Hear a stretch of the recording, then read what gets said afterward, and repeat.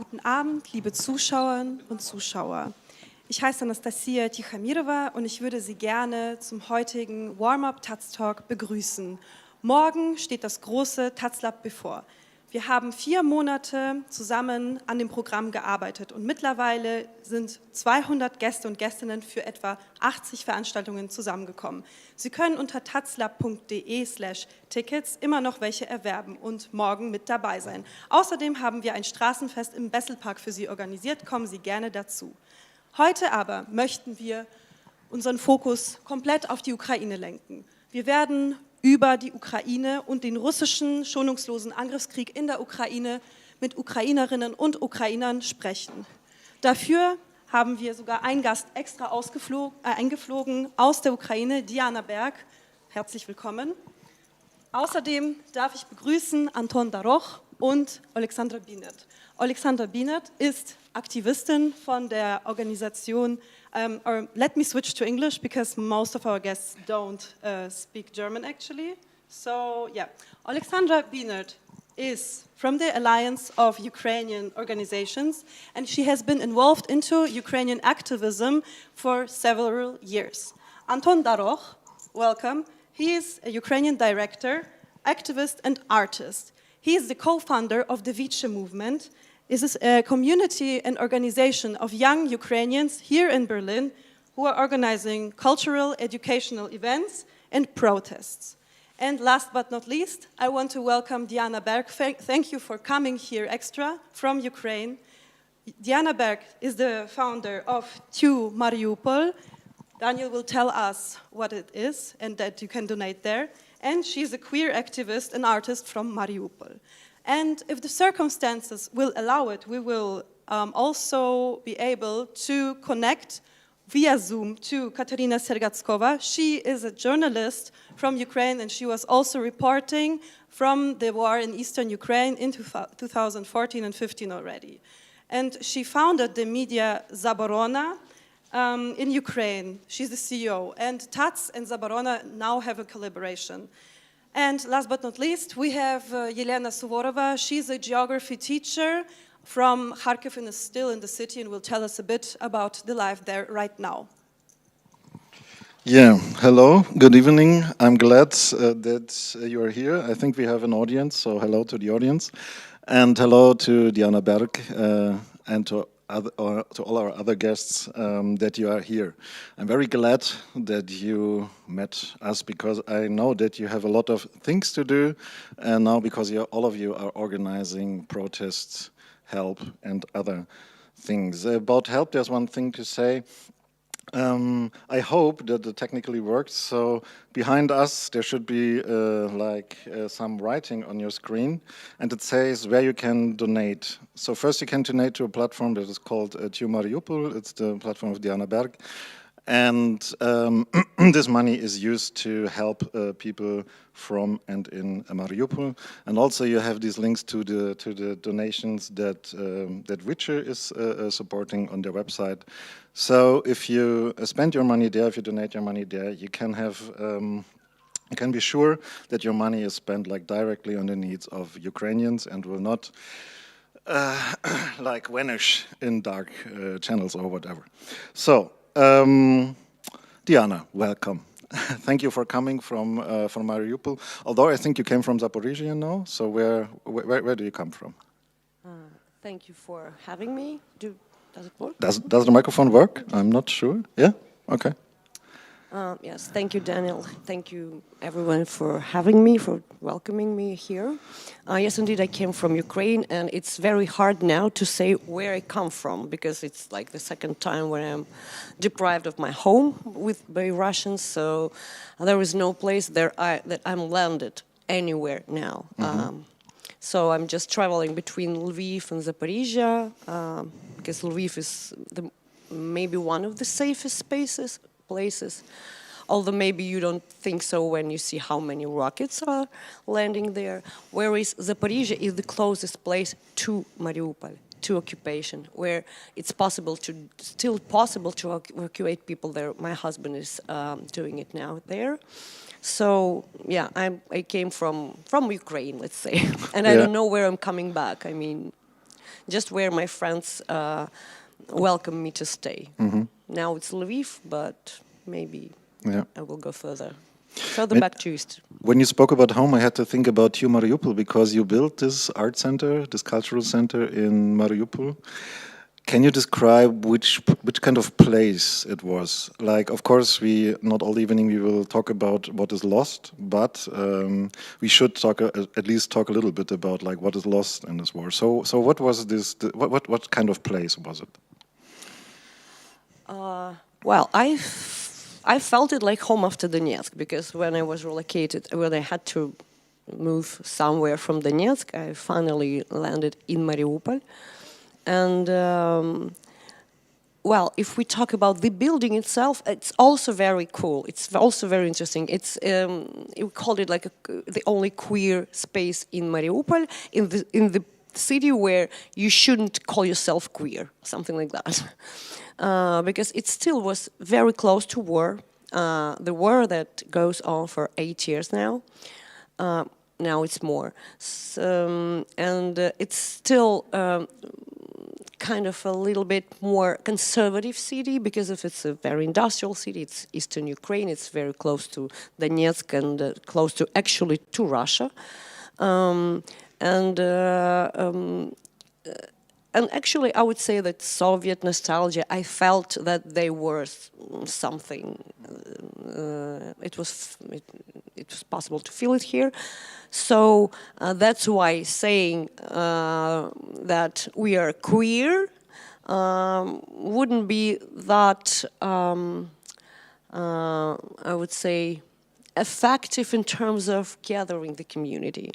But when we just positioned ourselves like a free space, we are for freedom, we are for culture, we are for human rights, we are for critical thinking, then it was kind of understandable. So it was a beautiful space. We didn't build it with our own hands, but we did build everything inside with our own hands. We furnished it. And since 2016, when we opened it, it became the only independent art space in Eastern Ukraine. But it's not only arts, it's about critical thinking. It was the space about human freedoms, about activism, and I think we had so many facets and sides that it's kind of difficult to say it in one sentence. We were running art residencies, we were running non-formal education for youth, from vulnerable youth, we were running exhibitions and art projects, and we were very active in local activism. Local activism, I mean, is something when we don't go to join Women's March to Kiev while we really love them and respect them, they are our friends and our partners, but we rather preferred to stay in Mariupol and to make a small rally for 20 people, for example.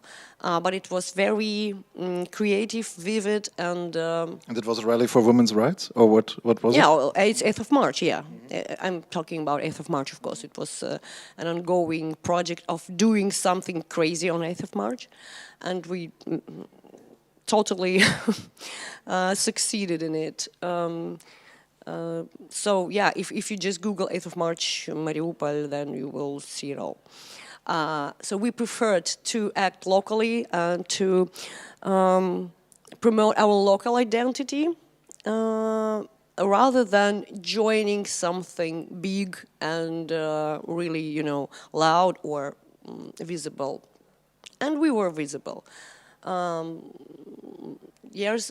Last year we've published a board game for youth, for young people, about creative protest, about the practice of protesting. We were running art residencies, and actually on 28 4th of February, we had to start the new art residency program. And 2 artists from Kharkiv had to sit on a train and come to Mariupol for a month to explore the theme, actually again the topic of feminism, femininity. Yeah, so, but we said, don't do that. I think in Mariupol it will be dangerous for you. Just stay in Kharkiv. You know what what irony. Yeah, so it was so much. Yeah, platform 2 was so much, and maybe the most important project we had was a project called Art Cluster OS. It was a free space we've opened for a year, like for the whole time, and we wanted to bring youngsters, teenagers to our space, and wanted to reach out to vulnerable groups, and to give them an opportunity and possibility to try themselves in all kinds of creative stuff, in creative industries, let's say.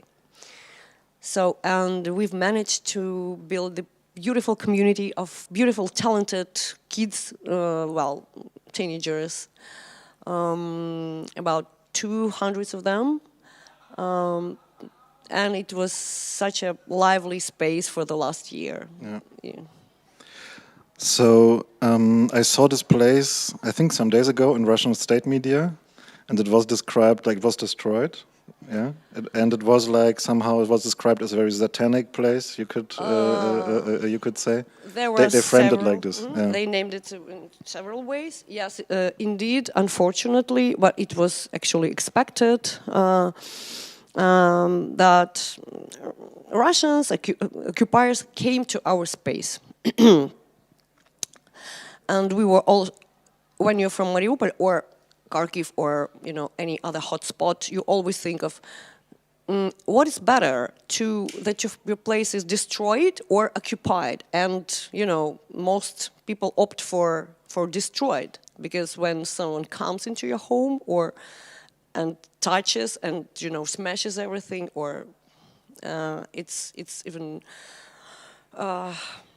even more painful. So, but we couldn't think and pray for two to be destroyed by air strike or anything, or rock or missile, because we knew that people were hiding there, because we gave the keys from two to our neighbors, because those people, they didn't have any basements. So we gave the keys, and they gathered from all the neighborhood and were hiding in our basement, and I'm really happy we saved some lives. But yes, indeed, last week we saw the news from the first channel, Russian channel, that they finally came to our space. We don't know how destroyed is it, but what we know now, that we were called, there were several, headquarters of gays and lesbians, then the Organization of Non-Traditional Orientations. How do you like it? We've made a logo. I mean, yeah, like Organization of Non-Traditional Orientations. I mean, it sounds perfect. Maybe when we relaunch two one day somewhere, or maybe in Mariupol, that will be the name. Yeah, but someone said it should be rather tubla. But yeah, they came and they filmed some objects from two, and actually, I swear, it's not the most interesting object. We have so many cool stuff, so many artistic things, so many, of our history, and it's like when you weren't too. Yeah, I mean, when you. It's so, there are so many interesting things you could that grabs your attention, but they only paid attention to the calendar of Kiev Pride, where they were listed every month was like some identity of the spectrum, like a lesbian, gay, trans person, asexual, something like that. It was, I think, 2 years ago or something. We were keeping it as one of artifacts, of hundreds of artifacts, but they only filmed it and said, you see, this is the headquarters of gays and lesbians, the organization of non-traditional orientations, and here in this building, the Nazis were developing propaganda for kids, because you just see how this illustration is designed. It's designed for kids, they said, just like an illustration for kids, so that kids will be, learned that this perversion is okay. So you are some kind of central headquarters of gayinization of the Eastern European Nazi world. LGBT NATO instructors, because they said that we were funded directly by the President of United States and by Congress or State Department, because they saw this plate that was said that this space was supported by USAID, and we were supported by USAID. Thank you for everyone who supported us. Yeah, so it's again, the President of United States have opened the headquarters of gays and lesbians and Nazi gays and lesbians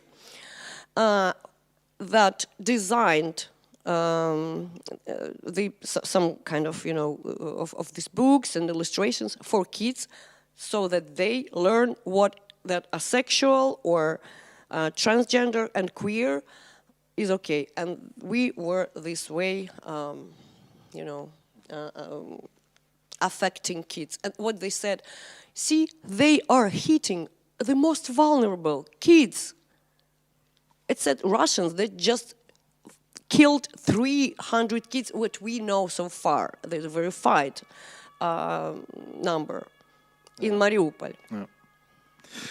The point is that I could spend with you like a lot of time talking with you. The point is that we have other guests too. May I have one question, one last question? Yeah, sure, go for it. I will try to be short. Maybe can you tell, like, at least I have two questions. Maybe you can answer them like in a very short way. First, how and when did you escape? Because the city was surrounded quite soon, like after the war started. And the second one is like, how does TU Mariupol work for the people that may want to donate? Me and my husband, we've escaped on the first day, I think, of surrounded, because it was after 8 days of invasion. It was the third day of blockade. It was already blocked, it was already bombed, it was already shelled. But comparing to came next, it's nothing. I mean, it was not that hell, but we felt it was just hell. Nothing, no network, no water, no food, we had some food, okay, left. No heating, no electricity, and constant bombing. So, yeah. And you don't know whether you're surrounded already or not. We knew that they were coming close. So when we broke through, we thought it was a suicide mission, and it was, because we passed like 2 roadblocks, checkpoints of Russians already, and then another column. But we managed to escape safely, because people who were after or before us, and like the next hour, they were shot. Someone was, some were just taken hostage, and I think it was the first day of surrounding, because we could see that they only, put this checkpoint. So I think we were lucky. So that's how we escaped. But unlike other people who were left behind and who had to to go through real hell. Yeah, again, I could talk a lot, but that's the short version of the question. About your second question, you asked how do we help? Yeah, for example, if I spend on your PayPal account some money, and then what happens? Because this rapid response fund is not the only way how we help. We help with evacuation. We help with evacuation from Russia and from Mariupol. We help kids with who survived the bombing with art therapy. There are many ways of helping, but in terms of this direct fund, our partners donate, just people and everyone who cares, and we are very thankful for those people because there are so many of them. Some people just. Some organizations start, for example, they sell something and give us money for these things, or someone just plays the live sets or concert. We don't even know about it. Someone screens movies, so it's so amazing how people care and how they help. What do we do with this money? For now, we've raised total coming to this PayPal was around a little more than $37,000. But most of them is already given away. What we do, we have a very short, small application in order to help more people, application form for those who escape from Mariupol after the middle of March. So people apply with the story, photo, and some link to their social media. Then we spend some time for checking them, like just to verify that this person is indeed from Mariupol, that their story is not, because we have to check. And then we directly send 3,000 hryvnia with one. It's like one sum. It's around $100 to the provided card. And that's it. I mean, this is something that we've researched what is most needed. And when people get to Zaporizhia, they have some medicine, they are provided with food, they are provided with some help, like immediate help, but then people have to move on. They lose everything. They need, someone needs to go to the dentistry because they really lost like 3 teeth in the basement. Someone needs to get some fuel to go further to the west from all this hell.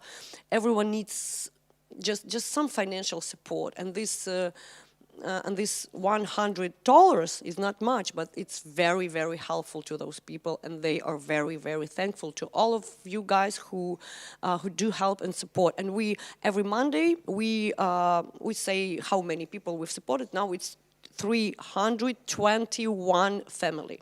It's of course we prioritize women with kids, with people who physically were attacked, and people with disabilities, of course. Thank you a lot, Diana, for speaking out and for being here. And so then I would like to continue with Anton Daroch.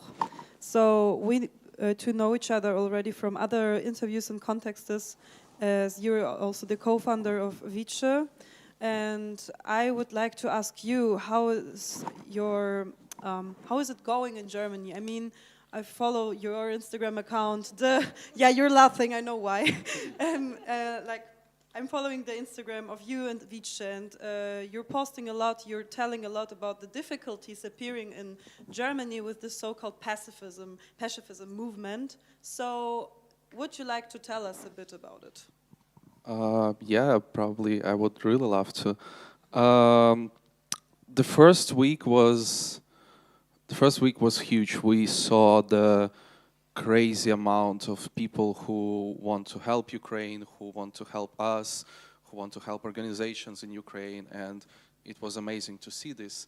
But what also happened during that time, that if you start to go with like power structures, you see that the usual regular people, they're here to help, but the organizations, the governments, they completely ignore the people. They completely ignore the Ukrainian organizations that have been here, which was founded, like our first demonstration was on 30th January, but Sasha, for example, she's been doing Ukrainian activism here since 2014.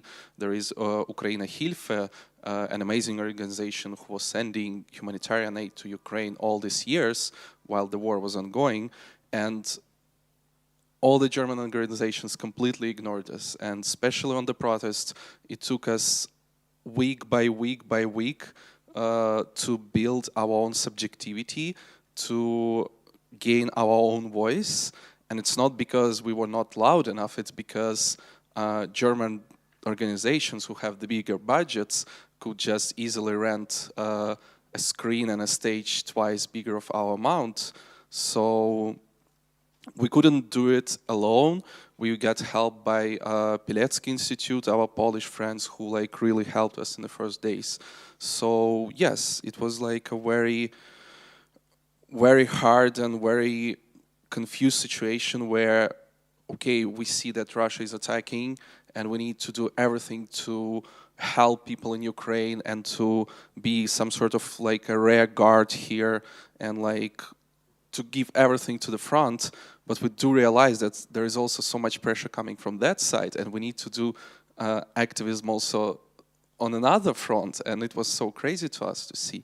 Yeah, on the first weekend, the big pro-march, pro-peace demonstration that gathered 500,000 people, for 1 week, we were really trying to get in touch with them and to say, hey, look, we are the young Ukrainian community, we're here, we are already active, we've been telling about these issues for months now, and the person who was in touch for us was the board members of this march. She was storming them also for like several days, and in the end they just denied our access to the stage because on our website one of the demands was the military supply to Ukraine, which, long story short, on the night of the demonstration, Olaf Scholz officially said that they're going to support military help to Ukraine. But we decided to do our own demonstration in Neptunbrunnen, and then when it was finished, I came to Zigizoyle to see how it's going there, and Sasha, by the way, managed to get on stage because we're coming from the different organizations. I missed her speech, and then when I'm coming to see who's next, there was a lineup of people who are talking, and all the German speakers and Russian speakers had the name of their organization written like near them, but all other Ukrainian speakers, they only had Ukrainischer background. They didn't have the movement that they represent, they didn't have the vereins that they represent, or at least who they are, like, you know, what's their profession. They were just Ukrainian background for the German demonstration for peace. So, yeah. Yeah, there are also many demonstrations, especially leftist demonstrations. I attended for like maybe 1 minute because then I had to turn my back because there was not one Ukrainian flag, not one Ukrainian speaker, and they were accusing NATO of the conflict. They didn't even manage to call out Russia as the aggressor. So I've heard and I'm myself calling it West-splaining. Maybe you want to tell us something about that, as I guess you're also like more in the leftist scene or leftist thinking person. So what is West-splaining for you? So I think it's a very nice term. I think we had to use it as an analogy of mansplaining since the start of the invasion. And this is really explain how people, for example, coming to Ukrainians and start to explain us our history. They start to explain us, oh no, but you know, this is not what's going on. This is what's been going on in your history. This person is bad, this person is the worst. And we're like, wait, guys, it's our history. why do you think you have a right to? We know it better. We study it in school. And people are like, no, no, no, we know better. You know, we know better the history of Soviet Union. We know better like we read Marx. We read like everyone else. So we know better. And it was just absurd. And I wish we had more. I actually honestly wish that we had more time, you know, and the situation would be different, so we could sit down and talk with these people and explain. But we're in war right now, and we simply, as activists, we don't have time to waste on these people who've been like listening to Russian propaganda for 8 years, and now somehow turned out that I don't know, like, white skin, white hair, blue-eyed Ivanushka can attack someone. Yeah, this is something that I feel like a lot of people in Germany still can bear with, how Russian people can be aggressors. This is a very hard fact for them to choke on, and this is why Germany left scene and German government was so slow on supporting Ukraine and still hesitating. We see that it's changing. We see that it's changing and support is coming and the power and the elites move towards Ukraine. But this is not fast enough. Like, people are already dying. Mariupol is already destroyed. Kharkiv is like half destroyed. And this is already too late. We've been saying about sanctions in January, and the idea of sanctions to prevent someone from doing this, to stop and to completely block Russia from having this power, from the economical power. And yet, I think now it's more than 50 billions of euros went to Russia just in these 2 months. This is crazy, and we're still so angry that in these 2 months, our demands hasn't changed. We're still asking for the military help, and we're still asking for embargo. And this is so ridiculous when people come to us and be like, oh, you being too arrogant. Oh, you like intervening with the German internal policy. Well, first of all, I live in Germany for 8 years. I think I do have a right to be a part of political landscapes here. Second, we're not telling German people how to deal with Corona, how to deal with like Steuer or something else. It's literally about our lives. And of course, we're gonna tell how to protect us and how to help us. We have all the right to do this. Yeah, definitely. And I guess it's a lot of this like colonial, like Western colonial look onto Eastern Europe, hegemonizing it, thinking of it as it's all Russia, and yeah, not having an idea about it, but having a lot of an opinion about it. Only like today there was a letter that many German intellectuals, surprised not a single Eastern European, signed. This letter is like calling for Ukraine to surrender. So this is like, is this toxic pacifism we were talking about, like this West blaming also the position you meet on the demonstrations of these people who will just maybe help refugees, but not really caring for the defense of Ukraine? Yeah. I think it's a fair question to ask these people, peace for whom?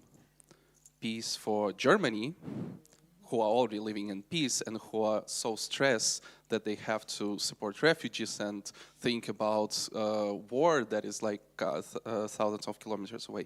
Peace for Russians? Is this kind of peace that these people are calling, or is it peace for Ukrainians? Because for all these groups of people, peace means differently. For us, peace is freedom. For us, peace means justice for people who have already taken our cities and taken our lives. And I'm pretty sure that this is not the peace that everyone in the left scene talking here. And there could be no peace without freedom for Ukraine. There could be no peace without justice for the war crimes. Like, we can't just protest this, otherwise it will be just occupation. Exactly. There is no peace in this. This is a pacification. This is Western countries trying to force Ukraine and Ukrainian people to be in friends with aggressors. And it's, for me, I don't know, I feel like, again, Western leaders, especially Germany, haven't learned so much, haven't learned nothing from all this, couple of last years. We had the Black Lives Matter movement, we had Me Too movement. I think by now it should be clear what is racism, colonialism. It should be clear that you can't talk with an aggressor. You should support the victim and you should stop and isolate the aggressor. And we see that people in power didn't learn these lessons. And this is so frustrating for us. Yeah, I guess Eastern European or like Russian colonialism is still something many people don't know about. And I myself I'm Russian, and or my parents are from Russia. I was born here, and often I ask myself, did people even look in Russia? How did people live there? Like most of them are living in poverty. There's no freedom of speech. There's nothing like queer rights or rights of minorities. So, is this something you would want for another country, for Ukraine? It's insane. So yeah, what is peace? This is insane. So I would like also to ask you, these leftists, they are often, when they speak about Ukraine, they speak about privileged refugees. They speak about white, blue-eyed Christian refugees who are like getting presents from the German government when they arrive here, who can study without ending school, and other refugees are like discriminated towards them. So isn't it like cynical to speak about privilege if Ukrainians are getting bombed out of their houses? I don't know even what to refer to this. I think, again, this is not what solidarity is. This is not what these people are calling about. Solidarity is about supporting each and everyone as much as you can. And I'm pretty sure there was so many already, like, probably cases when people from Ukraine supported other people, people fleeing from Ukraine supported other people. Yeah, I don't know. It's so frustrating for us. Russia, and again, this colonialism that you're talking about, like Ukrainian culture and history has been erased for the last 400 years. There were Valuevsky Circular. There were other laws by the Russian Empire that restrict the Ukrainian culture and Ukrainian language. Then there was the Soviet Union. There was executed Renaissance. So when someone is just trying to put us together with Russia and say that we are brother nations who should live in peace, for me, actually, personally, as a person who coming from the East Ukraine, only a couple of years ago, I discovered that, wait a second, there was never peace. There were always a resistance. There were always, like, there was Vasily Stus in East Ukraine who were resisting the very ends of the Soviet regime. There were so many other activists and artists who were against the occupation all that time. And when it happened in 2014, it was for me, because I was young, it was like, oh my God, there was a peace and now there is a war.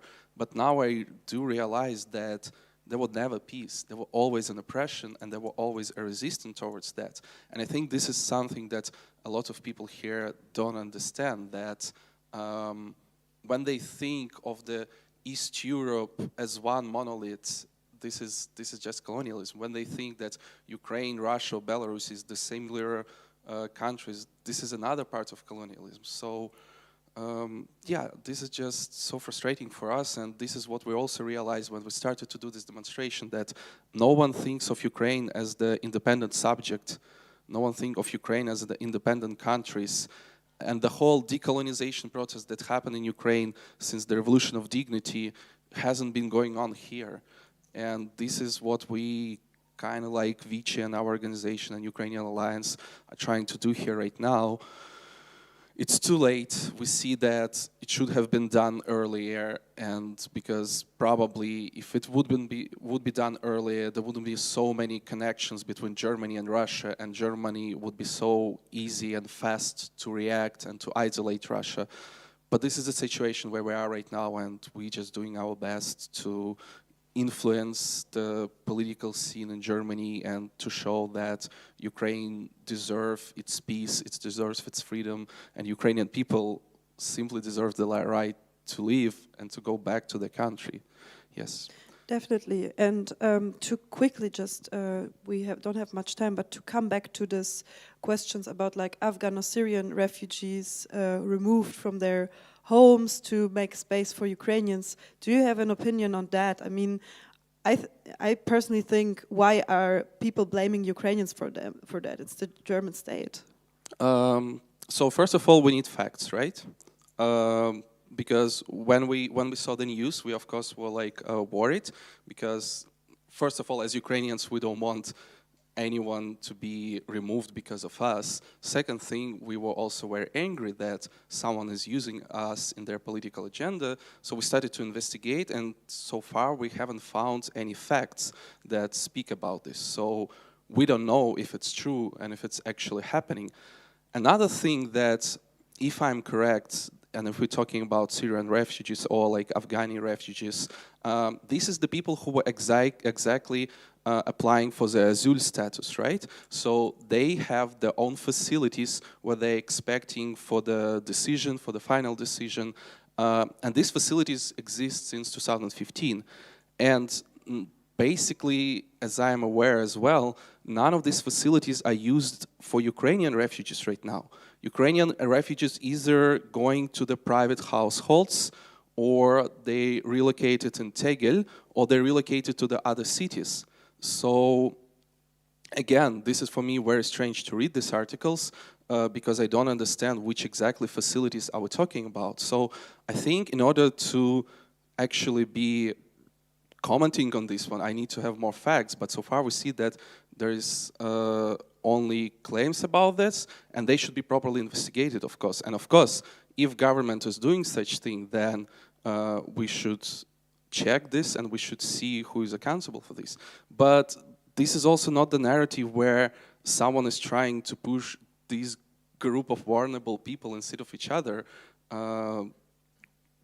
This is just so absurd to us. We're not a threat to any minority.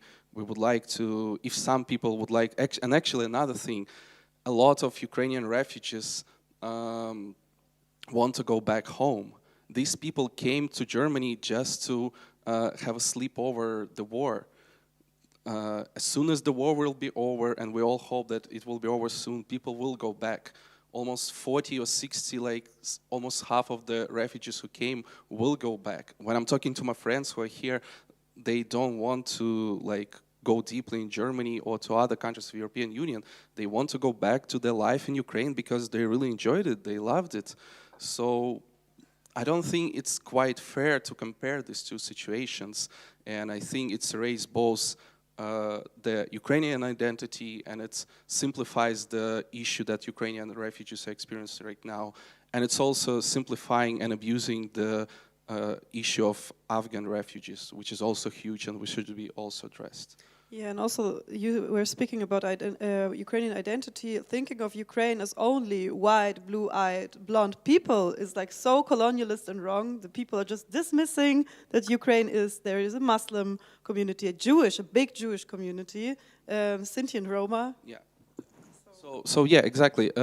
Ukraine was never a monolithic, like monocultural state. Like I feel even like in my class, only half of the surnames were Ukrainians. Like, I don't know, my friends were like Tatar, mixed race. We have a lot of amount of mixed race people as well, because Ukraine was so, people was relocating each other from Soviet Union back and forth. So, of course, the majority is Slavic. That's we can be for sure. But the Ukraine is much more diverse than people think of it. We have so many different languages, the culture is so diverse. And of course, when people started to come here, we were basically stigmatized, or like we were basically west-planed exactly by another white people to put in this white colonial frame. Oh, this is just these all Eastern Europeans, and they all like us, they're also white, but they're just Eastern. But this is not true. Like, Ukrainians are so diverse, so different, and the culture is so rich, so yeah. Thank you very much, Anton. So, I don't know, maybe we should first go for Yelena, because she's waiting in the stream.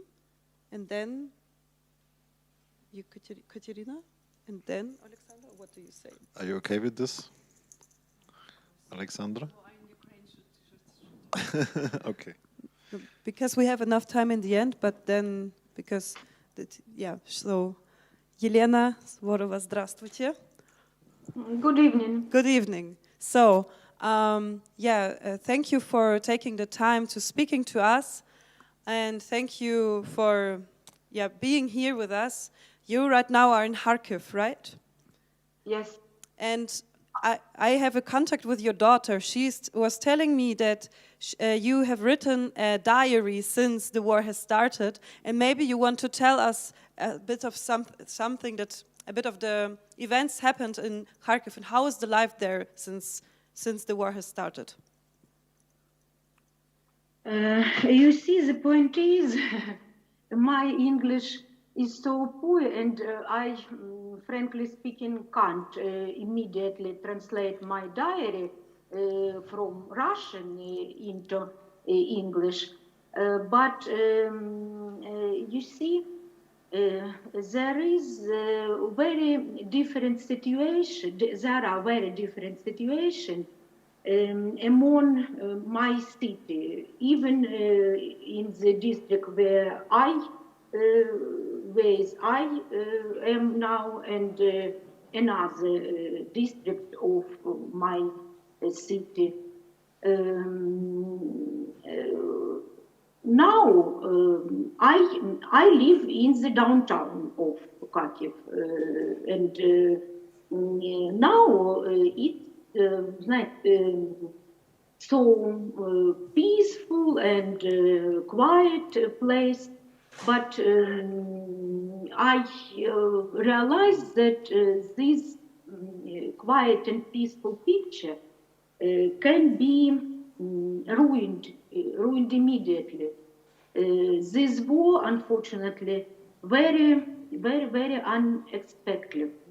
unexpectedly. Okay, so if you want, as we talked before, you can choose what is easier for you. If you speak Russian and I translate, or if you speak English. So just tell me. And so then my next question would be, you were speaking to me about the volunteering in Kharkiv. What volunteering structures are there right now? How are people surviving? How are people helping each other? Well, let's I speak Russian. Хорошо. Тогда делайте небольшие паузы, чтобы я смогла переводить, хорошо? Спасибо. Я поняла. У меня исчезло изображение. Исчезло. Окей. Sie kann uns nicht mehr sehen. Сейчас есть? Да, теперь понятно. Хорошо. Окей, давайте. Волонтерство. Волонтерство находит людей. Я имею в виду, что мои знакомые возраста в основном старше меня, 58+. И на серьезное волонтерство они в таком возрасте не способны. Окей, дайте я переведу. Но каждый находит какое-то доброе дело возле себя. Я делаю паузу. Хорошо, спасибо. Ich übersetze auf Deutsch am besten, oder? Ja. English. Okay, so Yelena is telling us that most of her friends and people she knows are even older than her, like older than 58. And still they're finding some cases, some professions where they can volunteer right now. And she was telling that volunteering is finding them, not in the other way around. Давайте дальше. Что касается меня, я регулярный донор. И так получилось, что я сдала предыдущий раз свою кровь 23 февраля. И я ждала 2 месяца для того, чтобы сдать ее в этот понедельник.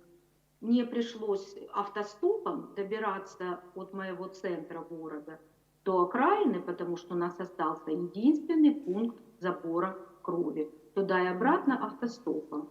Но меня очень тронули те водители, которые меня подвозили, потому что они, когда я сказала, куда мне нужно и откуда я еду, они подвезли меня дальше, чем планировали, то есть это был не совсем автостоп, потому что они понимали, что это мое волонтерство. Okay, let me translate. So, Yelena was also donating blood before the war. And the last time she donated blood was on the 23rd of February, so directly before the Russian invasion. And at this time, so today, she also drove for donating blood. It was hard to get to the blood donor place because there like right now it's hard to get somewhere from Kharkiv. So she gone by auto stop and by the car stop, and she, like, everyone was really nice to her. The people who were driving her were really nice to her because they were understanding that she's donating and she's a volunteer. Давайте дальше. Что делают мои друзья? Кто-то взял собаку в дом, которую оставили уезжающие харьковчане. Кто-то договорился о подвале, в котором можно скрываться от бомбежек, и пригласил туда соседей. Кто-то ухаживает за палисадниками возле домов своих соседей, которые в эвакуации. То есть приводят в порядок весеннюю такую экологическую уборку делают. Давайте я переведу. So the volunteering Yelena's friends are doing right now is some of them took the dog of another person who has left the city and is taking care of it. Another friend of hers is taking care of the plants in the garden of the people who left the city. Some others, they invited their neighbors or friends over into their bomb shelter. So everyone is helping everyone, basically. Давайте дальше. Конечно, каждый из нас помогает своим соседям, пожилым людям, информативно, организационно, потому что волонтеры, которые доставляют домой продукты и лекарства, не всегда знают о том, кто в них нуждается, а пожилым людям тяжело дать сигнал о том, что они в чем-то нуждаются. Они не владеют интернетом, смартфонами. И вот информационная поддержка, она тоже очень важна. Many people are also trying to help the oldest, the elderly people in the cities with providing information, because for them it's the hardest to get to know something about what is happening actually in their city, because they don't know how to use the internet. So there's also this informational volunteering.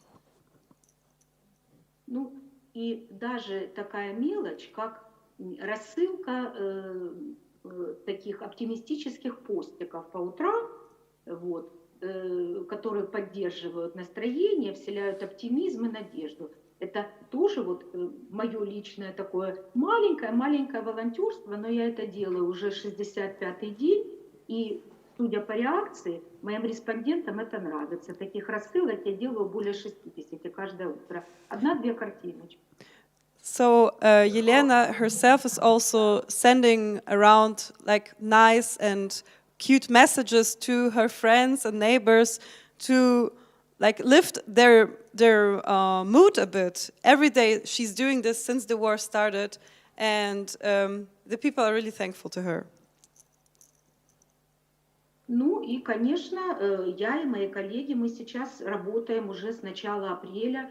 То есть в Харькове возобновилось обучение в дистанционной форме. Уже закончилась 3-я учебная неделя сегодня. То есть это все происходит на фоне того, что мы выполняем свою основную работу, как и многие другие здесь, кто остался в Харькове. Врачи, таксисты, продавцы, технические работники, которые помогают возобновить интернет, электричество и так далее. So also since the beginning of April, Yelena, as she's a school teacher for economics and geography, she is teaching again. Even if the war is continuing, all the people like taxi drivers, medicine workers, doctors and teachers started to work again because somehow life has to go on. So she's teaching her school kids. Можно я вас спрошу, это вы делаете онлайн или вы встречаетесь в школах? Это дистанционное обучение, в котором есть 2 формы: онлайн и офлайн. Офлайн мы даем задание, и дети его в течение какого-то продолжительного времени выполняют и сдают в свои кабинеты. Онлайн-урок — это то, что у нас сейчас с вами происходит. То есть диалог по разные стороны экрана. Мы используем и ту, и другую форму. So I was asking how is she managing to teach the kids right now, and it's, I guess, during Corona, Ukraine had a better distance school system than Germany actually, and she's teaching her pupils online, like we're doing this right now on Zoom, or she's giving them homework and they're doing it at home. Спасибо. Следующий вопрос. Я хотела вас спросить, вы говорили, когда мы с вами разговаривали о коварной войне, и что она сильно отличается от Второй мировой, которую прожила ваша мама, когда была маленькая, и ваша бабушка. So I'm asking Елена, what is the difference between this war, the Russian occupation war to Ukraine, and the difference to the World War II, where her mother and her grandmother were also surviving? Это война, во-первых, когда враг очень внешне похож на нас. Мы используем одинаковое оружие, похожа наша форма, похожа наша внешность, мы говорим на одном языке. И трудно вообразить себе в лице человека, который похож как отражение в зеркале, трудно в нем увидеть врага, по крайней мере, в начале. So Yelena was saying that at first glance, it's really hard to realize that someone who is looking similar to you and who's speaking like your language, one of your languages, as many Ukrainians, especially in Eastern Ukraine, speak Russian, but like most of Ukrainians speak Ukrainian. It's hard to realize that this person who is attacking you right now, but who's looking almost like you, is your enemy, your bloody enemy. But at first glance, now she's realized it. Первый месяц войны, а сегодня идет 65-й день войны, первый месяц войны я и мои друзья, у нас был полный когнитивный диссонанс. Если бы мы вышли на улицу и увидели бы зеленых человечков, которые прилетели с другой планеты, мы бы верили в это больше, чем в то, что наши соседи идут на нас без предупреждения, без серьезной мотивации, без предварительных дипломатических переговоров. Вот так просто, неожиданно, с оружием идут нас убивать. So on the first day, Yelena and her friends had really a cognitive dissonance, as she's calling it. They couldn't believe that their neighbors were just attacking them in the middle of the night without like diplomatic talks, without warning them, just like this. Brutally, surprisingly, in the middle of the night. И эта война, она абсолютно, ее события непредсказуемы в течение дня. Я помню, как моя бабушка рассказывала, давали сигнал уйти в убежище воздушной тревоги. Ну, все как в кино, вот мы видим сейчас. Так оно и было на самом деле. Люди спускались в бомбоубежище, потом давали отбой воздушной тревоги. Жители города в зоне военных действий выходили из убежищ и знали, что до следующего сигнала они могут спокойно действовать.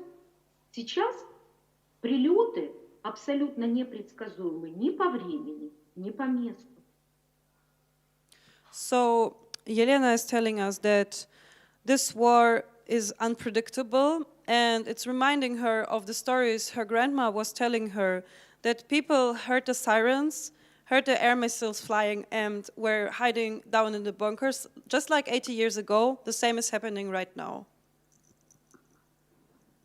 И я понимаю, не оправдываю, но понимаю, почему наши убийцы так легко расправляются с нами, потому что они нас не видят. Современное оружие – это не война лицом к лицу. Это тот, кто убивает, смотрит не на жертву, он смотрит на экран, на монитор оружия. И у него создается ошибочное представление, что это все так же, как в игре, которую он играл в детстве. Он просто этих человечков уничтожит, а на следующем уровне игры он получит еще человечков, которые ему создаст компьютер. So Yelena is telling us that it's like she thinks it's easier to kill, and she understands how the people who kill her and like other Ukrainians, how they must be thinking, because they see the screen and they just see where they have to shoot. They don't have to look her and the people in Kharkiv in the face. They just shoot at them like it's a computer game. Я закончила. Спасибо вам большое. Дякую. Thank you very much. And слава Україні. Ми переможемо. Можна мені сказати, Анастасія, 2 слова? Да, конечно, естественно. Я очень прошу, чтобы все присутствующие воспользовались своей публичностью и передали, что наши ребята – это волки.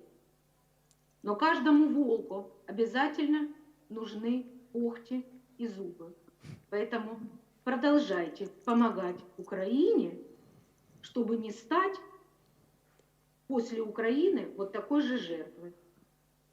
Спасибо вам большое. Елена is telling a very important message to us. So she's saying that every one of us should use their publicity in order to say, she's telling us that the Ukrainian soldiers, they are wolves. But even wolves need teeth in order to fight, and they need claws in order to fight. So don't stop supporting Ukraine with weapons to fight the aggressor and the Russian occupier. Because if you don't support Ukraine and Ukraine will fall, then you will be next. Thank you, Yelena. Зло должно быть остановлено. The bad must be stopped, the evil must be stopped. Thank you very much. Спасибо. Thanks for you.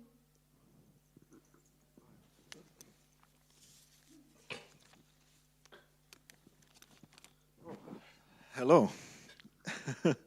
Katerina, do you see us? Hey, yeah, I see you. Ah, okay, Hey. that's good. Hello. Yeah, this is Katerina Sergatskova. She's CEO. Yeah, you're not editor-in-chief. You're CEO of Zaborona. Yeah, or are you No, everything I'm in the editor-in-chief same of person? Zaborona. Ye- Yes. You're what? Again, please. I'm editor-in-chief of Zaborona. Okay. So, Katerina, as we know, you are a very experienced war journalist because you have been, of course, you have reported in the war in Donbass since 2014. But you also have written a book about Russian-speaking fighters for ISIS in Syria and Iraq, I guess, yeah, or only in Syria. Yeah, that's Yeah? correct. So, as a war journalist and as one who have experienced more than one war zone, what would you say is special about the war that you experience now? On 24th of February, we all woke up in a different world. And this war is so different from what I've seen before in Donbass, in Iraq, in Syria. This is a very, it is total war. And it means that it hurts everybody, and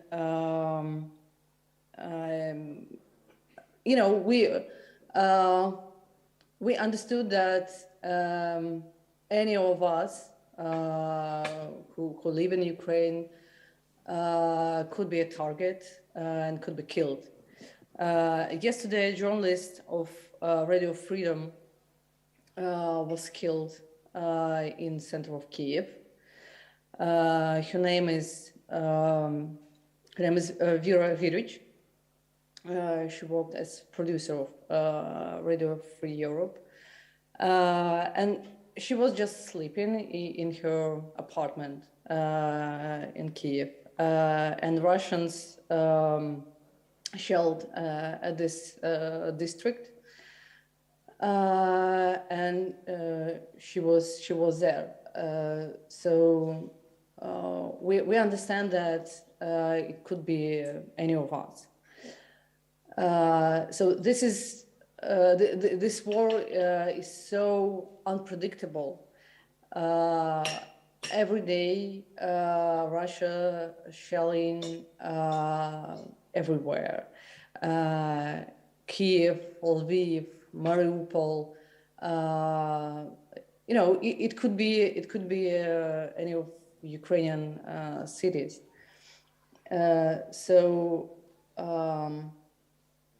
and it also affects journalists because when you go to report, you never know what will happen to you in the place. More than 10 journalists have been killed during this war in different places in Ukraine, and it continues actually. Many of journalists now live under occupation in Kherson Oblast, in Donbass, and I can say that this is very tough because you have to, it is not life. Actually, you try to survive, and even if you live in a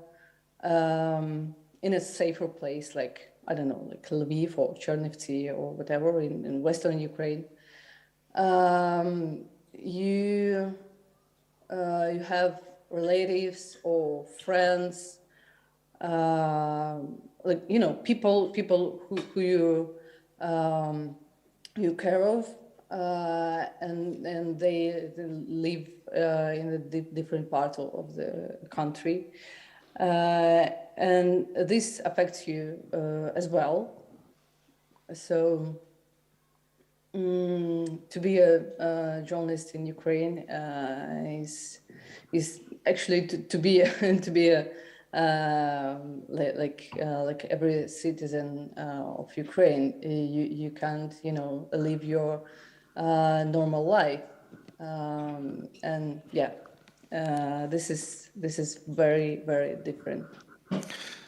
Like to touch maybe a quite journalistic topic, what do you do when you have to fact check something? For example, you get some source tell you that and that is happening in a city, and of course the war makes it how to say more difficult to double check something, or you get maybe some numbers from your Ministry of Defense and then you have to check it. So how do you work like journalistically? How do you fulfill the standards under these circumstances? It depends on I guess it depends on the topic. For example, if you want to write or to report on what's happening in Mariupol, it is pretty hard to fact check it, because officials can tell you something that they have to say. And you have sources from on the ground that and they can tell you like different things, and you somehow have to deal with it. I mean, yeah, it is pretty difficult, and I guess it depends on the situation. So we try to, to collect information from different sources, but of course the main source of the information is official source. So we have to work with that. And how do you and your staff work now? So are they traveling constantly? Do you have staff at like different points of Ukraine and they are like they are stationed there? Like, or how do you work? How do you gather information? Well, we used to have a headquarters in Kiev, but now we have also a headquarters in Lviv because it's safer to live there, and this is like our base from where we go to different parts of Ukraine and report from there. For example, we can go to Odessa or to Kiev Oblast or Kharkiv. We also have correspondents in different cities, and also in we try to have a connection with the people on the occupied territories, and yeah, so it changed a lot how we work, but yeah, we have to have people on the ground. So every day we collect new information from different parts of Ukraine to know what's going on there. And do they have like something like security equipment? Because I'm by myself now, because I'm connected with Ukrainian networks. I even tried to get 1 week ago, we tried to buy steel from European like steel factories, because they are needed to put them into bulletproof vests. So, and even it's hard to get steel now, like bulletproof steel. So, how are your people equipped, or are they working like naked, like without all of this stuff? You know, in the beginning of the war, we started a fund which is called 2402, and we tried to have a bulletproof vest and helmets for journalists, because we figure out that most of the Ukrainian journalists are naked, and they don't have any any safety kits, and it was pretty challenging, I can say, as well as it was a problem with military, with the army. They also needed that, and it was pretty hard to collect those vests and helmets. So yeah, it was a different challenge. But after a month, I guess, we found like more than 100 safety kits for journalists, and now some of our colleagues they have it, and we have it in our editorial team. So those reporters who go to the war zones, or some part of the country that could be targeted, they have a protection, and we always have it in our car when we go to report. But yeah, you're right. It is not easy to get it, because all the companies that produce this stuff for the army, they now produce it for Ukrainian army, and there is a big lack of the safety kits. Yeah, as far as I know, like Europe is very like sold out on bulletproof vests now, so it's hard to get them still. Yeah, but I also know about a lot of volunteers that they are knowing ways around and getting like stuff from Slovenia, for example, or other countries that you maybe wouldn't imagine in this. Let me ask, like, okay, let's come to another topic in our last question.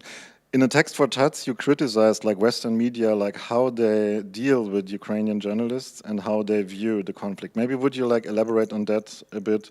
Like, what is your criticism about Western view, media view also, and how they deal with Ukrainian, especially like freelancers, fixers, and people who help Western journalists doing their stories? You know, it's a big topic, but I think I should say the most important thing about Western journalists. The war started in 2014 with an annexation of Crimea and then occupation of Donbass. And so many times I heard from Western press and German press, for example, that the annexation of Crimea is not very like kind of annexation, right?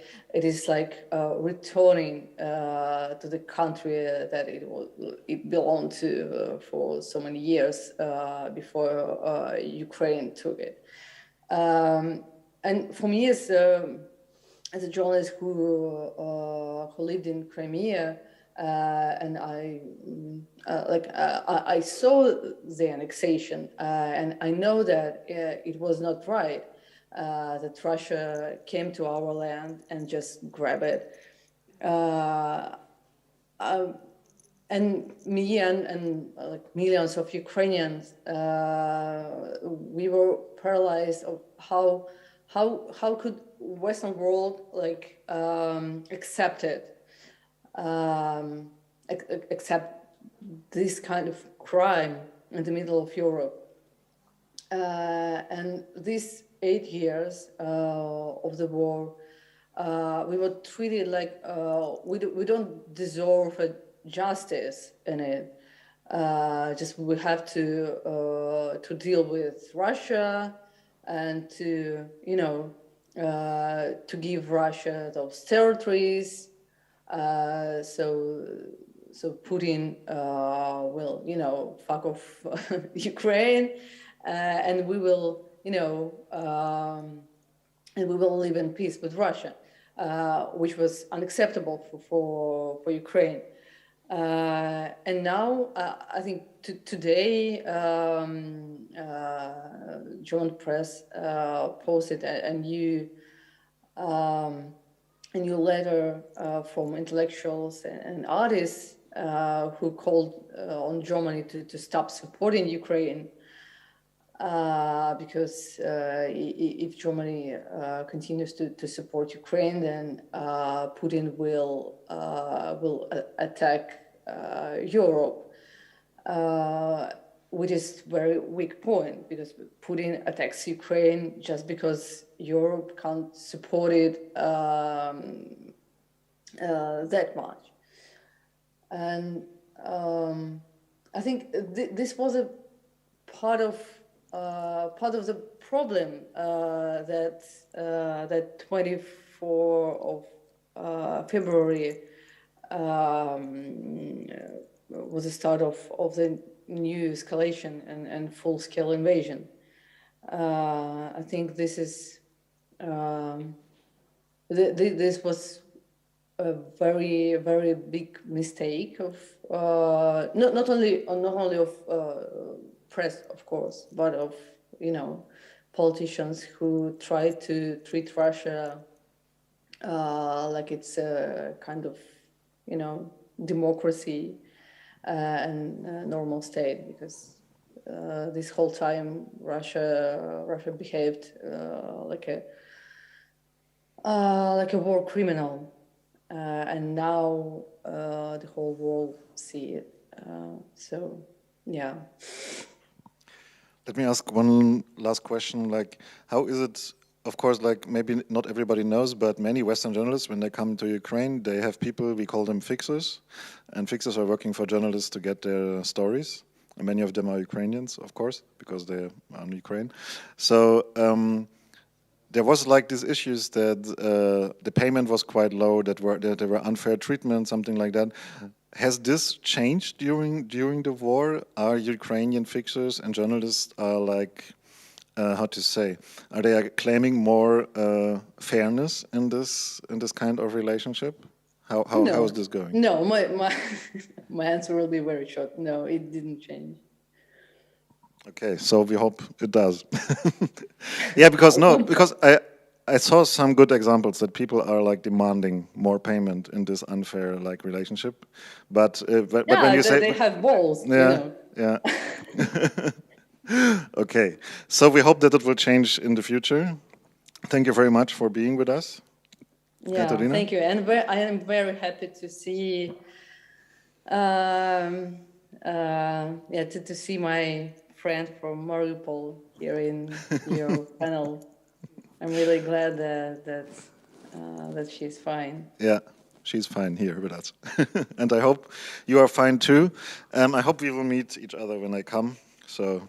Yeah, let's see. Please come to Ukraine and see what's going on by your own eyes, and I hope that this nightmare will be over very soon. Yeah, we all do. See you, Katja. Have a nice evening. Yeah. As nice as it can get. Bye. About the fixer thing, there was one fixer. She was a doing an internship, and she died during the Fox News. It was one of the first days. Exactly, and Fox News didn't even name her. I forgot her name. Does anyone know? Yes, yeah. I will find it and then I will. But yeah, this is like one example of how rude the behavior from the Western newspaper is towards the journalists. They die for them, for the stories, and they didn't even name them. So yeah. I think that was a rather like one of the most cruel examples of this. Sasha, Oleksandra Bienert from the Allianz of Ukrainian Organizations. We know each other quite for a long time now. I think you were the first like Ukrainian in Berlin that I met after I came from my first trip to Donbass in 2015. So, because this is going quite long now, do you want to talk about exhaustion or no? About being tired? Because we talked about this before. Like, if you want to say some words about this, or do you prefer not to? Maybe a couple of words. Good evening and thanks for the invitation. I was very glad to hear you all and also our guests from Ukraine. It's like I think everything was already said. So concerning being exhausted, I think this already the 65th day of invasion, and it's year of war. We are totally exhausted. The activists here, since these 65 days, they are taking care about their families. Part of my family is here, and we are taking care about our families here, taking care about our families who stayed in Ukraine. We are doing our activism here, and we are trying to work. I still have a normal job. So it's totally complicated, and you are not getting sleep. Of course, we are not under the bombs here, and it's another thing. But when in this situation, my German colleagues are coming to me and suggesting me, Oleksandra, let's do some Russian-Ukrainian peace concert. Then it's not only being exhausted. It's like you are feeling yourself like being fault. I just want to answer, and I want all of us to hear that. We ask not to organize any Ukrainian-Russian dialogues and peace projects for now, because it's not possible. Diana says no. I'm speaking for Berlin because I have many examples, and I'm working with Germans, and I will work further with Germans. It's totally important, and I want all of us to understand. We have traumatized people here who came from the war. They need to deal with trauma. B, in Ukraine, there is a current war with people shot in the head, with people kidnapped, with and so on and so on. First of all, Ukraine will win in this war, and the Russians will stop, eliminate us. Secondly, we have a right to hear and to know the truth about our dead people, what happened with them, and everybody who dealt with any historical questions know how important is it to know the truth. We don't know the truth until now. Then we need justice. That means, in German, Aufarbeitung aller Kriegsverbrechen. All the things what Russians have done in this war should be investigated and punished. Everybody should be punished who have done that, and not only Russian army, but also Russian media. Then we need reparation. Then we need guarantees that this will not happen anymore.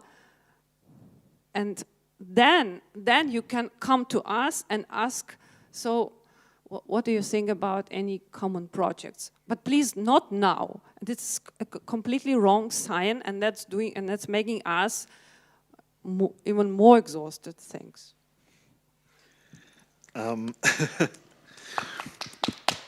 Yeah, Sasha.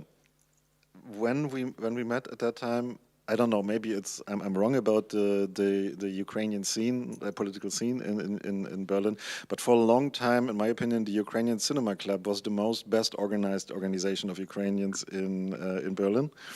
And now, for example, with Vice and other organizations, it's different. So what has changed, would you say, like in the last 8 years? Yeah, what has changed? What is different today? Thanks for that, for the question.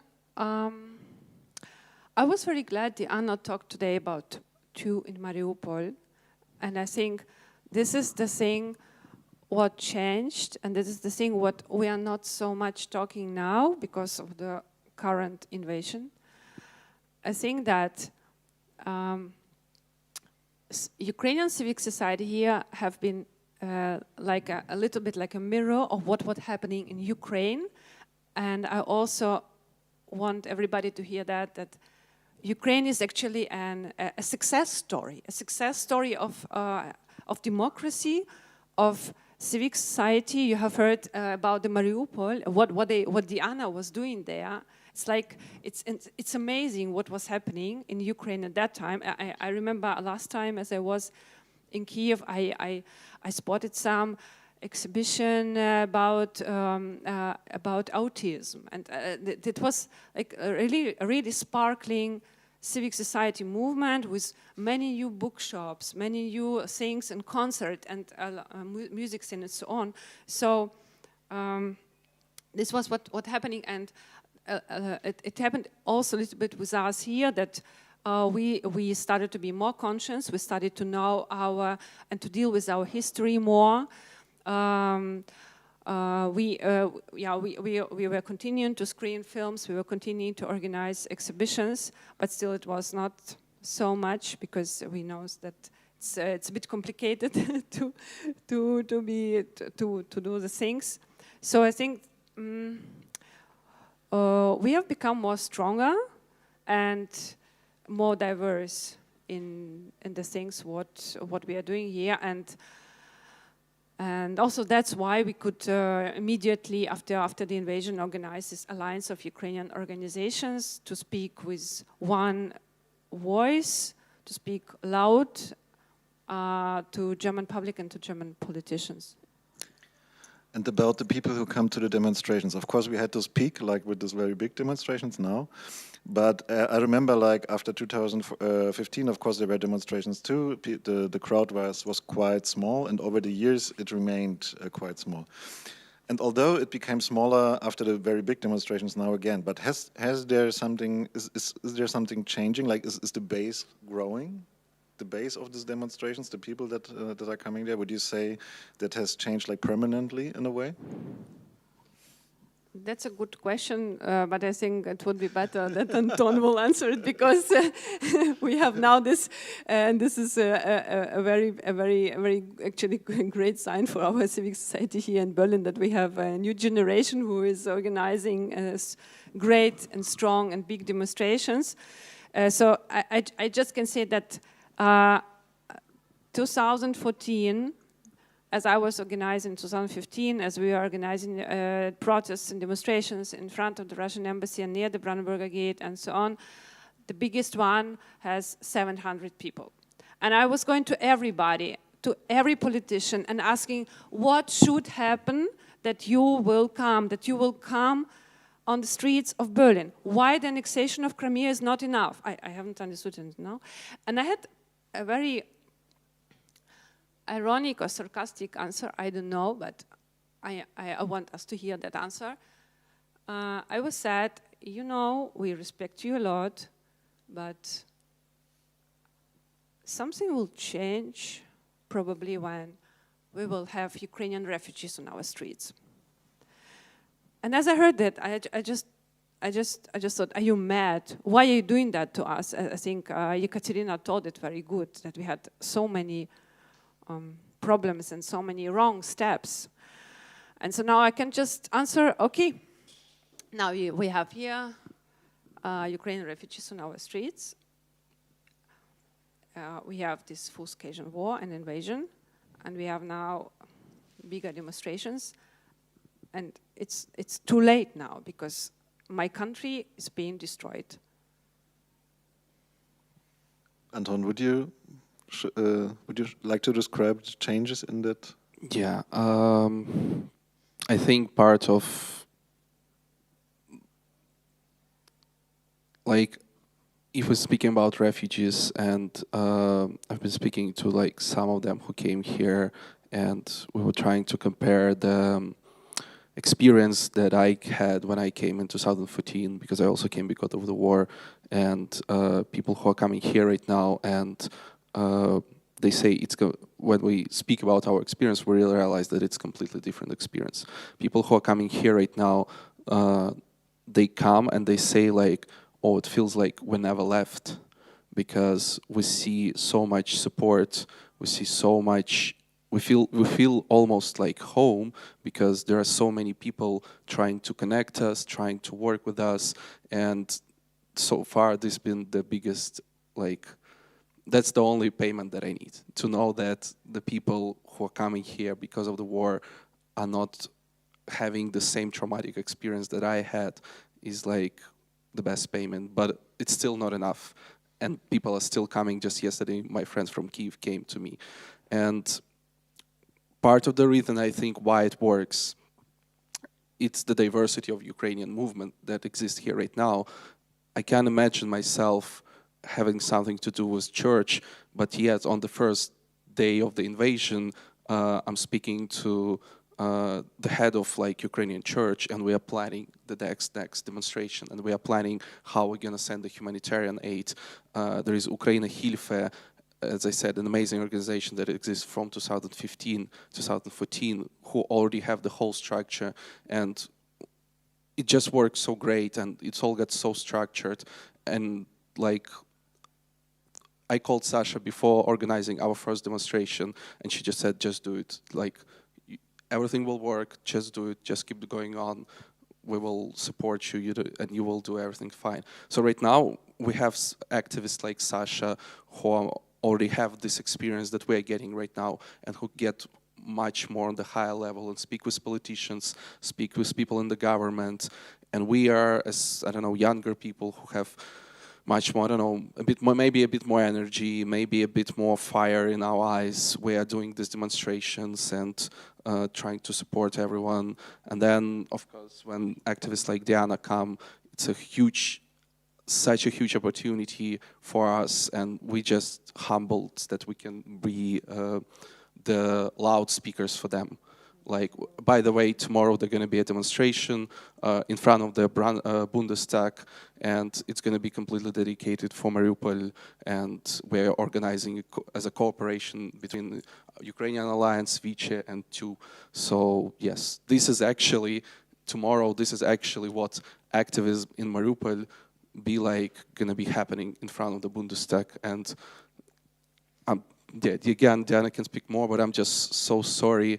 I mean, I'm happy that we're doing this, but I'm also so sorry and so sad that we have to do this, and it's still not enough.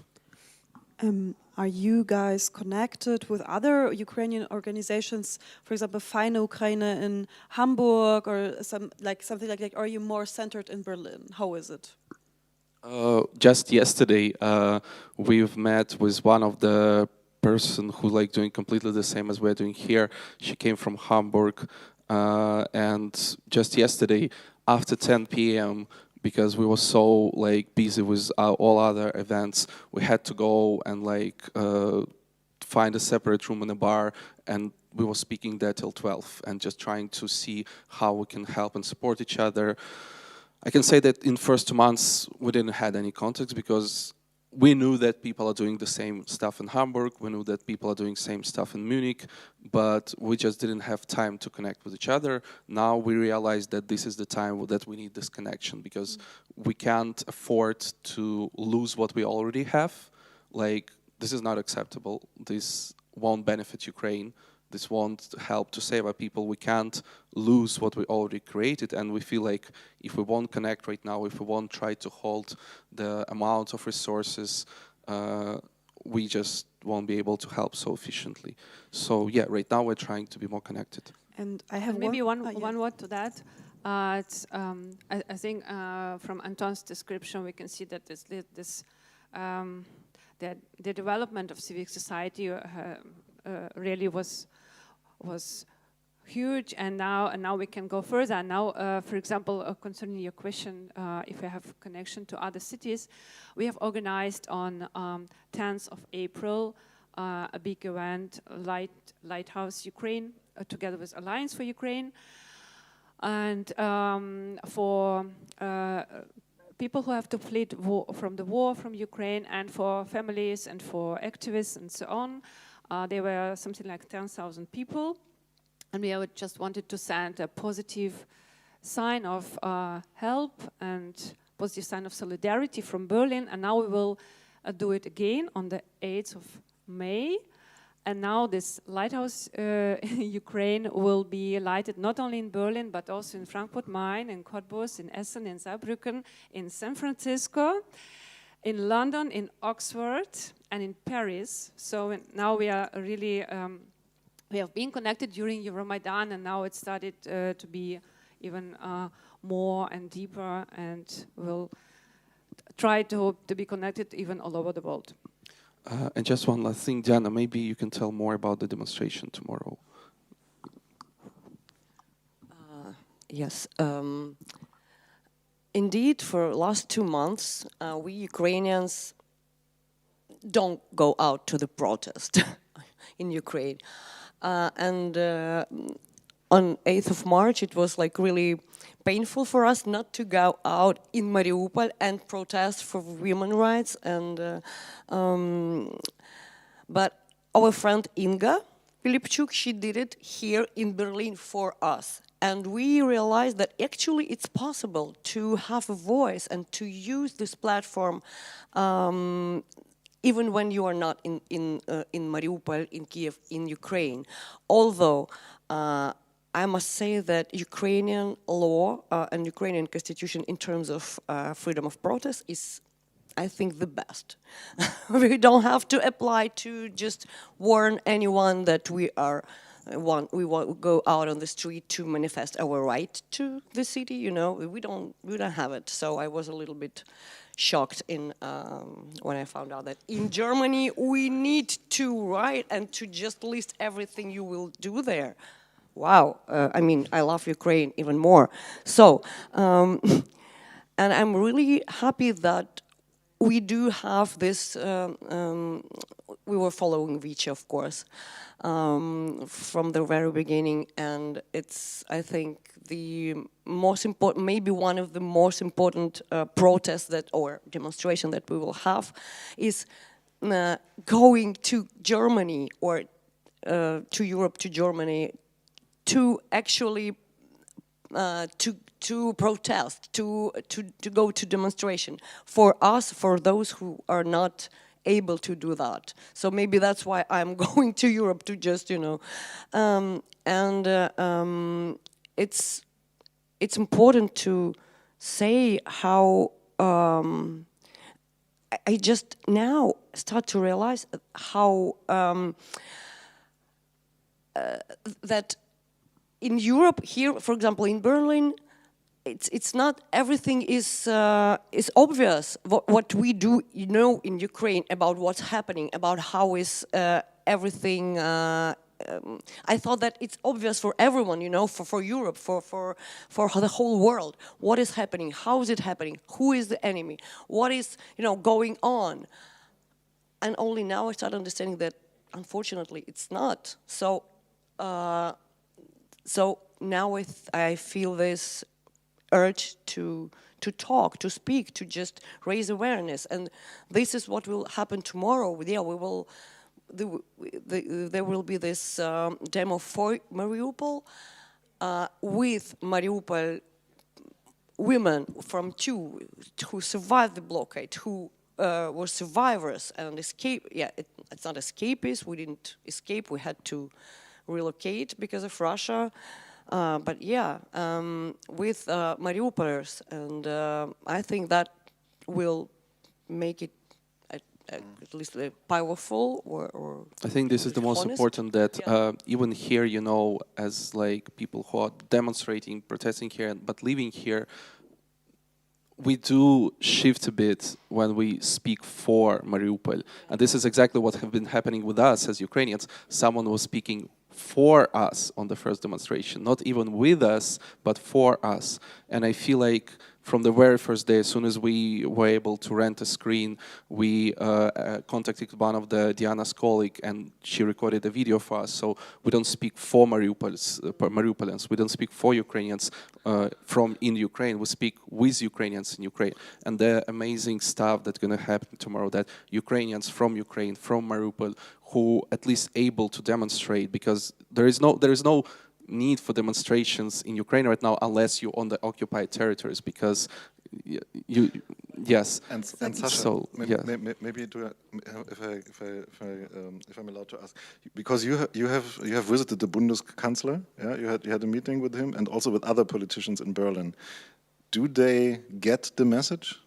Do the politicians do you have the feeling that something has changed there, that they get the message what is needed? So what is your opinion about this?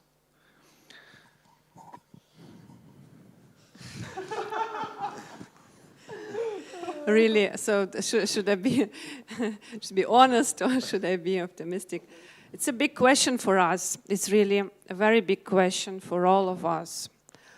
Why Germany is behaving like that, really. I don't know, of course, I don't know if something can be changed through our talks. I hope that, and that's why I'm going and talking with everybody who is ready to talk with us.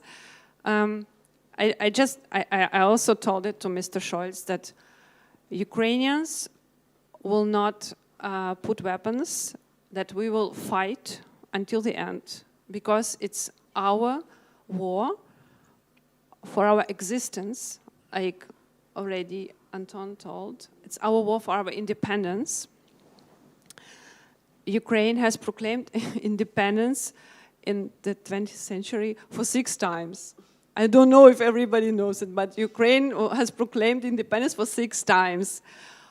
We have had an Ukrainian embassy here from 1918 until 1922 in Berlin, which was stormed, by the way, by Russian Bolsheviks together with German police, but it's another story. And this was what we are trying to tell. I hope that will change something. I don't know, but to end with that, I had a very interesting conversation with my colleague. He is German, and he told me that his grandfather was in Bucha after the Second World War because he was a war prisoner. And I want all of us to understand that everything what is happening in Ukraine is happening on the same places where National Socialistic people have been already, where Wehrmacht have been already. Germany have already occupied Ukraine at that time. And that's why actually Germany has the responsibility to be the biggest partner of Ukraine, always. And not to sit and to wait, to be in the shadow, or I don't know, not to sit and to wait. Will we put any weapons? Will we not? Maybe it cannot be a question what to do in this situation. And the fact that Boris Romanchenko, he is a Holocaust survivor, and he was 96, have died in Kharkiv from Russian bombs. This fact is a huge, huge shame for all of us in Germany. Really. Sorry for that. Sorry for talking about that. But I think that Germany should be the biggest partner of Ukraine. And not to see who is doing what, but just to go and to support Ukraine with everything, with every possible things, with embargo, with more weapons, with pushing membership in the European Union, with everything.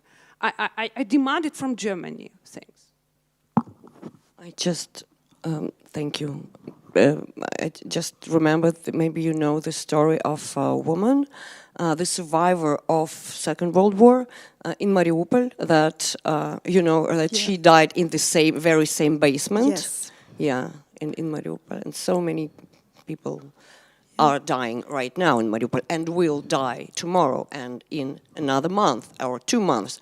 However long you guys are, you know, being neutral and writing the letters to Scholz to stop. So. A friend of mine from Mariupol, she was telling me that Mariupol people are joking that Germany is helping them because Zelensky is Jewish and stuff like. Yeah, because how can you explain? I mean, this. Yeah. So didn't lose the sense of humor in face of death. Yeah, very black one. But Ukrainians do this kind of jokes, so that's why we love them. Thank you, guys. You're so strong, and thank you for enlightening us and taking the time to show us your perspective. Thank you for being here, and to the audience, maybe you have recognized Anastasia and me, we are not neutral. Nope. We have been to Ukraine, we love the country. It's not that we, are not critical about things, but also the Ukrainians in Ukraine are surprisingly not critical about many things there. It's a very diverse society that it's worth supporting it. And yeah, typical for a democracy, actually. Yeah, typical like that. And also like what I cannot I just want to say something about German responsibility. It's really like this. All of this now, what's happening there, it's also a consequence of what Germany has done there like years before. We have shaped like the